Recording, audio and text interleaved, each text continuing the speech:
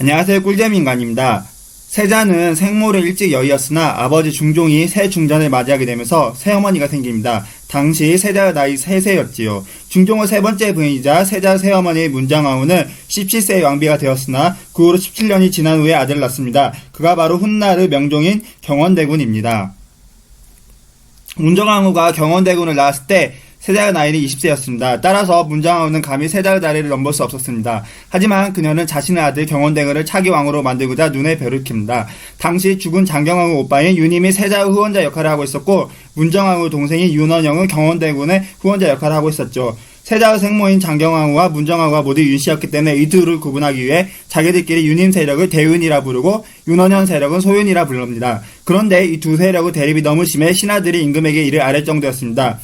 대사관 구수담이 아뢰기를 풍문에 의하면 간사한 의논이 비등하여 윤임을 대윤이라 하고 윤원영을 소윤이라 하는데 각각 당열을 세웠다 합니다. 중종실록 100권 38년 2월 24일 대사원 정승봉이 아뢰기를 대윤 소윤이라는 말은 일어난 지 이미 오래고 점점 표적이 되어 어느 재상은 어느 윤의 당이라고 지칭해 대소두길로 가르니 어찌 이러한 일이 있습니까? 중종실록 104권 39년 9월 29일 왕세자 교육을 받은 지 10년이 넘은 왕세자가 있는 마당에 문정왕후와 윤원영이 경원대군을 차기 왕으로 만들고자 서둘렀다는 건 말이 안 되는 이야기입니다. 그들이 얼마나 욕심이 많았는지 알 수 있는 대목입니다. 그러던 와중에 동궁의 의문의 화재 사건이 발생합니다. 야사에 따르면 당시 세자가 어머니가 나의 죽음을 원하시니 이를 따르는 것이 효가 아니겠는가 라고 탄식하며 뛰쳐나가지 않고 불구덩이 안에 가만히 있었다고 합니다. 하지만 밖에서 아버지 중종의 애타게 자신을 부르는 소리를 듣고 생각을 바꿉니다. 이러한 이야기는 후대에 문정아우를 깎아내리기 위해 각색된 것으로 보입니다. 하지만 이런 이야기가 지어질 만큼 인종이 새어머니의 눈치를 봤던 건 아닐까 하는 생각도 해봅니다. 세자 나이 30세의 아버지 중종이 세상을 떠납니다. 그러자 세자가 곧바로 왕위에 올랐으니 그가 바로 조선 제12대 임금 임종입니다. 문정아우와 윤원영이 제 아무리 두 눈을 시퍼렇게 뜨고 세자의 자리를 노린다 해도 30세가 된 세자를 12세의 이복동생이 어찌 넘보겠습니까? 인종은 어지고 순한 성격에 학문에 매진하는 임금님이었습니다. 이에 대해 실록은 다음과 같이 기록하고 있습니다. 사실은 논한다. 상은 자질이 순미하여 침착하고 온화하며 학수는 순정하고 효는 타고난 것이었다. 동궁에 있을 때부터 늘 종일 바로 앉아 언동은 때에 맞게 하였으니 사람들이 그 한계를 헤아릴 수 없었다. 즉위한 뒤로는 정사할 즈음에 처결하고 보답하는 데 이치에 맞지 않는 것이 없었고 때때로 어필을 소차에 비답하되 말 같듯이 다 극찬하므로 보는 사람이 누구나 탐복하였다. 인종실록 2권 1년 7월 1일. 하지만 안타깝게도 인종은 재위기간은 짧아도 너무 짧습니다. 조선의 27명 임금 중 제일 짧은 재위기간을 보낸 이가 바로 인종입니다.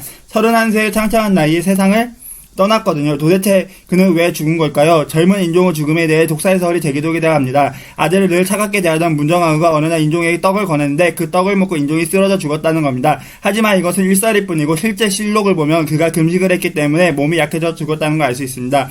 인종은 효심이 지극한 왕이었습니다. 그래서 아버지 중종이 승하하자 단식을 합니다. 문제는 단식을 너무 열심히 했다는 겁니다. 그래서 거식증에 걸린 게 아닌가 측측해봅니다. 임금이 음식을 제대로 먹질 못하니 당시 신하들의 가장 큰 고민 역시 어떻게 하면 전하께서 한 수저라도 더 떠서 입에 넣으실까였다고 합니다. 실록을 보면 신하들의 간절한 외침이 아직도 들리는 듯 합니다.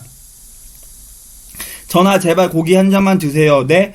육선에 대한 일은 자전께서도 드시도록 간곡히 청하셔야겠습니다. 인종실록 1권 1년 2월 7일 다른 증세가 또 발생할까 염려되니 오늘 안에 육선을 권하지 않을 수 없습니다. 자전께서 간곡히 청하여 드시도록 권하소서. 인종실록 1권 1년 2월 10일 하지만 인종은 아버지 중종을 상례 중이라는 이유로 철저하게 금식을 합니다. 게다가 곧바로 제사며 사신 접대는 왕으로서 빡빡한 일정을 수행합니다. 심지어 죽기 한 달 전의 상황을 보면 몸이 굉장히 안 좋은데도 신하들에게 걱정하지 않아도 되니 자신을 진료하지 말라고 말합니다. 이런 걸 보면 인종은 정말 아무도 못 말릴 황소무지였던 것 같습니다.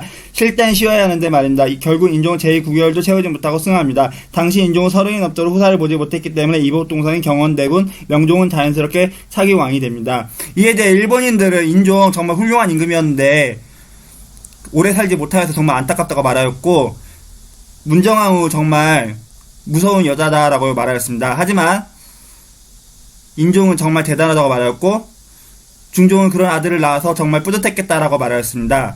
저는 이런 훌륭한 임금을 둔 우리나라가 자랑스럽고 이런 한국이 자랑스럽습니다.